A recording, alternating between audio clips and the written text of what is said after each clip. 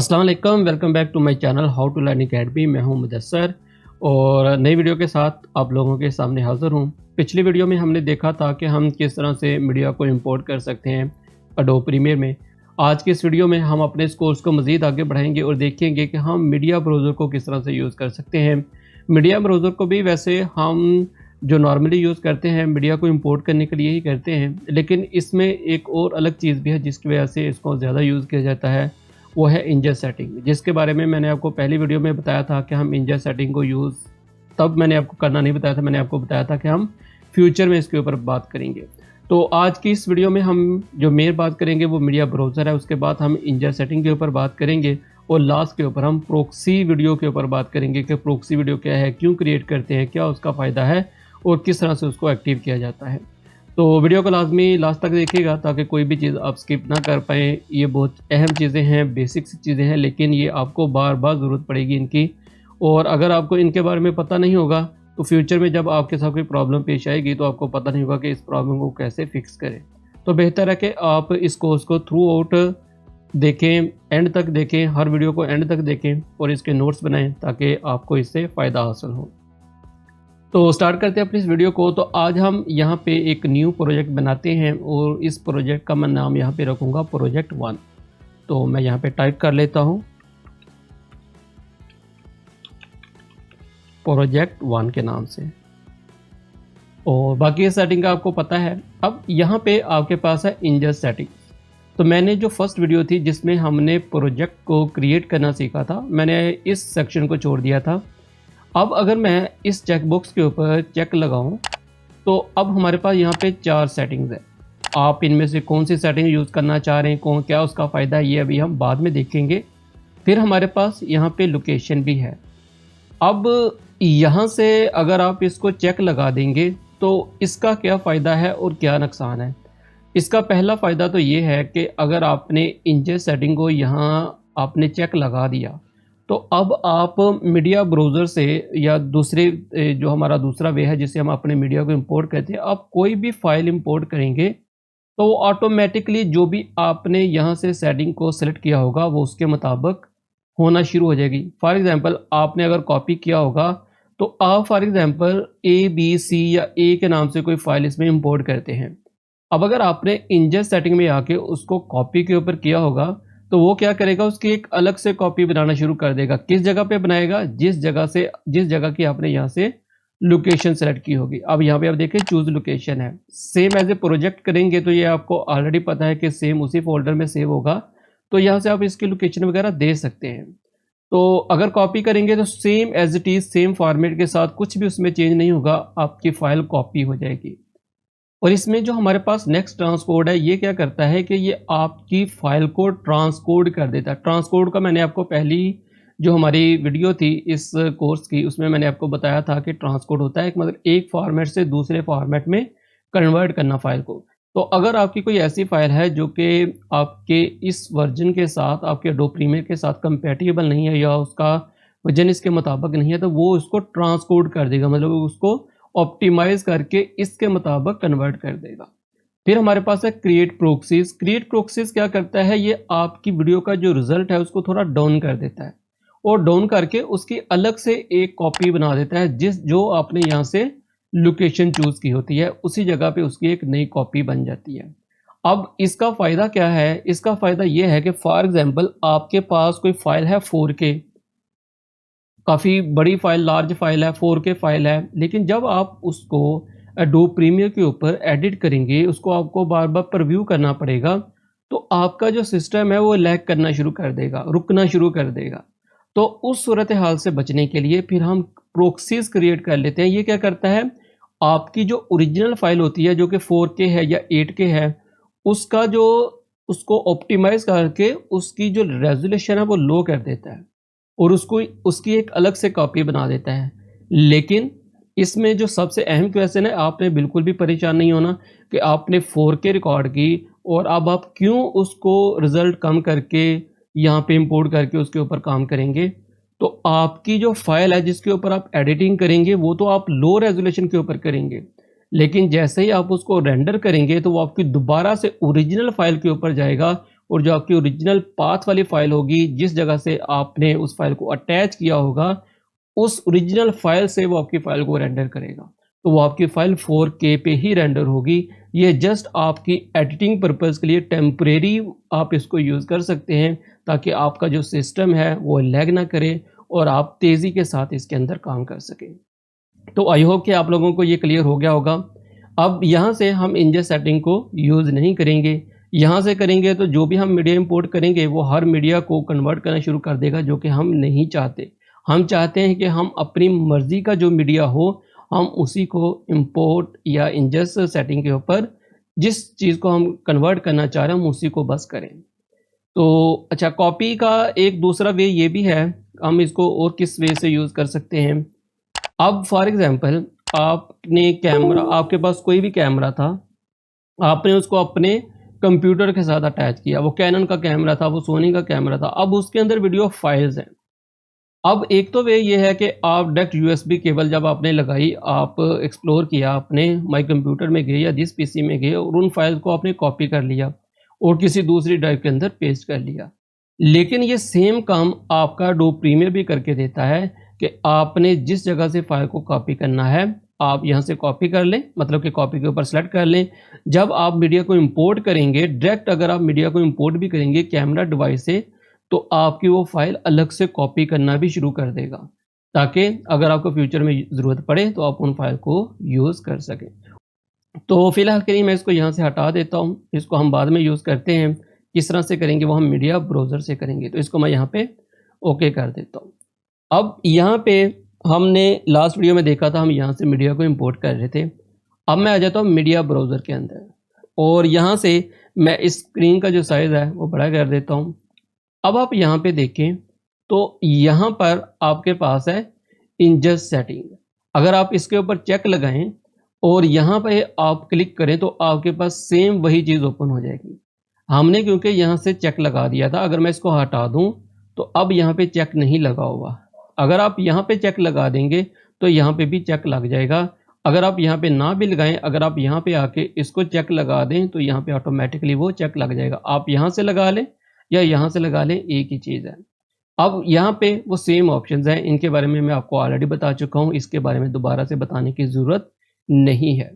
तो ट्रांसकोड करेंगे तो आपकी उसी फाइल को ट्रांसकोड कर देगा। लेकिन इसके लिए जो सबसे अहम चीज़ है कि आपके कंप्यूटर में जब आप एडोब प्रीमियर को इंस्टॉल करेंगे, यहाँ पे आप देखें मैं 2022 यूज़ कर रहा हूँ, तो आपका जो मीडिया इनकोडर है वो भी आपके एडोब प्रीमियर के वर्जन के बिल्कुल सेम होना चाहिए। अगर आप 18 यूज़ कर रहे हैं तो मीडिया इनकोडर भी आपका 18 होना चाहिए। अगर आप 20 यूज़ कर रहे हैं तो मीडिया इनकोडर भी 20 होना चाहिए।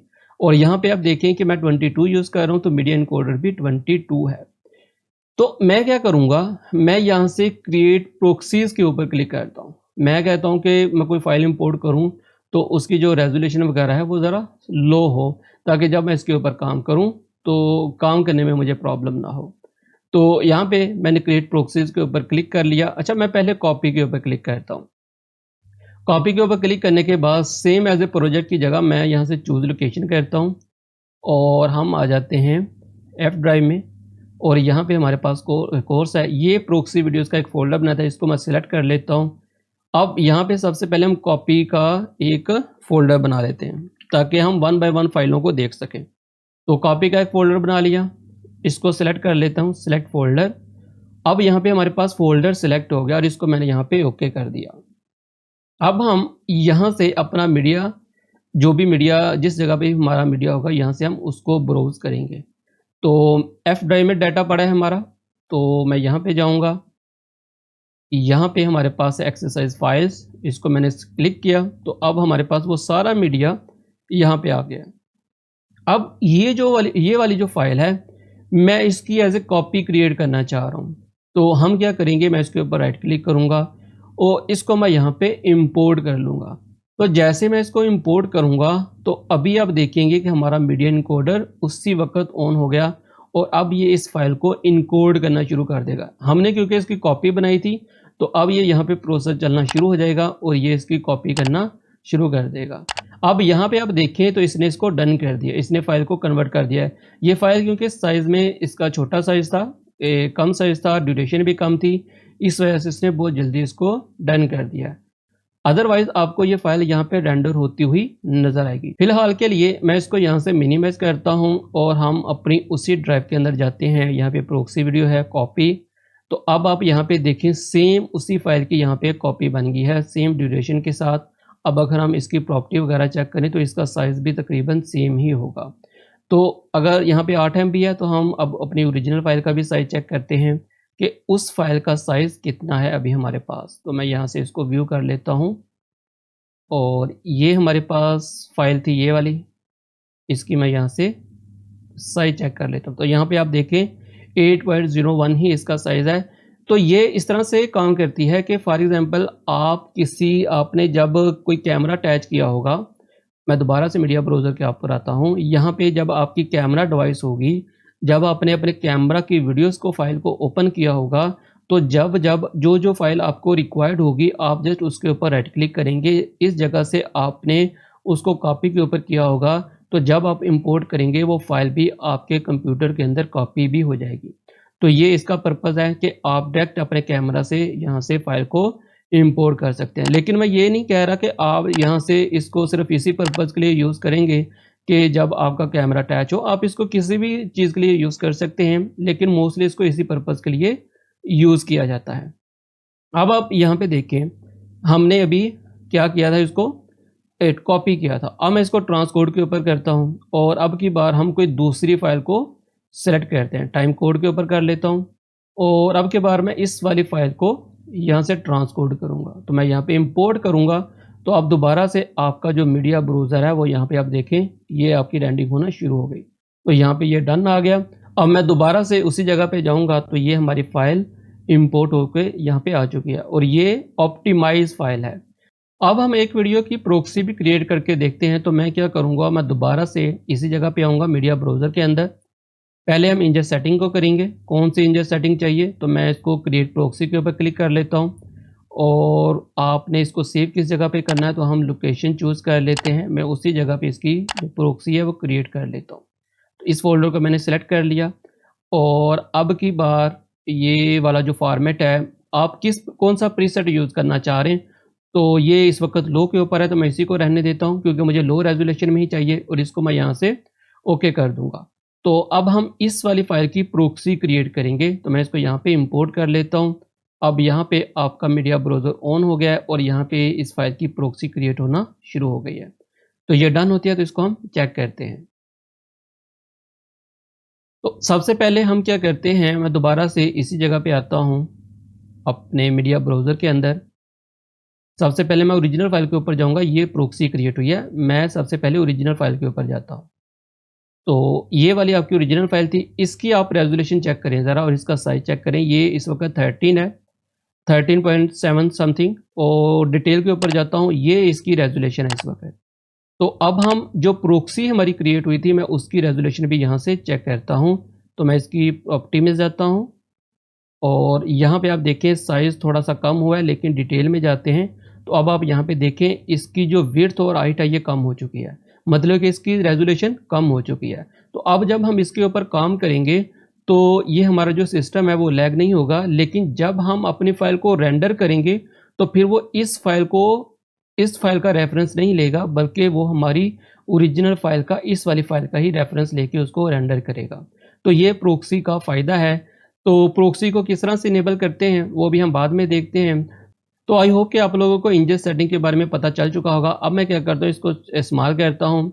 अब सपोज़ करें कि हमने क्या किया था, हमने मीडिया ब्राउज़र के ज़रिए अपनी इंजन सेटिंग के ज़रिए अपनी फ़ाइल की प्रॉक्सी क्रिएट करना सीखी। अब सपोज़ करें कि आपने यहाँ पे ऑलरेडी काफ़ी सारा मीडिया इंपोर्ट कर लिया है और अब आप यहाँ से किसी वीडियो की प्रॉक्सी क्रिएट करना चाह रहे हैं, तो वो आप कैसे करेंगे। तो मैं अब इसके ऊपर राइट क्लिक करता हूँ। अब आप यहाँ पे देखें, यहाँ पे हमारे पास है प्रॉक्सी। अब यहाँ पे हमारे पास आ गया है क्रिएट प्रॉक्सीज़। तो मैं इसके ऊपर क्लिक करूँगा। तो क्लिक करने के बाद अब आपने कौन सा इसका जो फॉर्मेट है वो चूज़ करना है। तो मैं यहाँ पे ये H264 ही इसको रहने देता हूँ। क्विक टाइम के ऊपर मैं नहीं करूँगा, इसकी मैं यहाँ से लो रेजोल्यूशन रखूँगा। और यहाँ से आप अपनी जो भी आपकी फ़ाइल का पाथ होगा वो हम देंगे। तो ये ऑलरेडी प्रॉक्सी वीडियोज़ के अंदर है, तो मैं इसको यहीं पे रहने देता हूँ और इसको मैं यहाँ से ओके कर देता हूँ। तो ये फाइल भी अब यहाँ से रेंडर होना शुरू हो जाएगी। तो आप एक चीज़ नोट करें कि जब प्रोक्सी क्रिएट करता है तब ये थोड़ा सा टाइम लेता है। इसी तरह जब ट्रांसकोड किया था तब भी थोड़ा टाइम लिया था, लेकिन कॉपी जब इसने किया तो इसने जितना कॉपी का आपकी फाइल का साइज होगा उसी हिसाब से वो आपका टाइम लेगा। तो अब हम इसकी प्रोक्सी भी चेक करते हैं। मैं दोबारा से इसी जगह पे आता हूँ, प्रोक्सी वीडियोस।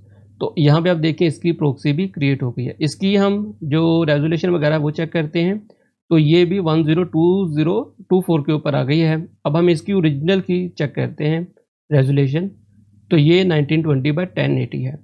तो अभी तक आपको ये क्लियर हो चुका है कि आप इससे अपनी फाइल की जो रेजोल्यूशन है वो कम कर सकते हैं।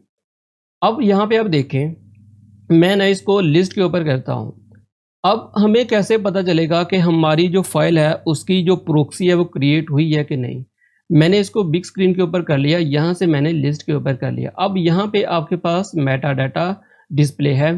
तो अब अगर आप यहाँ पे लास्ट में जाएं तो यहाँ पे आप देखें कि आपके पास कहीं पे प्रोक्सी वाला जो कॉलम है वो मौजूद है। अगर तो इन कॉलम्स में प्रोक्सी वाला कॉलम मौजूद ही नहीं है तो आप यहाँ पे राइट क्लिक करें और अब आप यहाँ पे सर्च कर लें प्रोक्सी। मैं यहाँ पे सर्च करता हूँ, ये आपके पास प्रोक्सी है। इसको आपने चेक लगाना और इसको आपने ओके कर देना है। अब मैं फिर से थोड़ा लास्ट में जाता हूँ, तो अब आप यहाँ पे देखें, यहाँ पे लिखा हुआ नज़र आ रहा है अटैच्ड, यहाँ पे भी लिखा हुआ नज़र आ रहा है अटैच्ड। इसका मतलब है कि ये फाइल ऑलरेडी प्रोक्सी वाली वीडियो के साथ अटैच है। ये वाली फाइल हमने एक की थी, एक हमने ये वाली की थी। अगर इसका मैं व्यू करूँ तो एक हमने ये वाली वीडियो किया और एक हमने ये वाली वीडियो की है। इसका नाम आप देख सकते हैं और इसका नाम भी आप देख सकते हैं।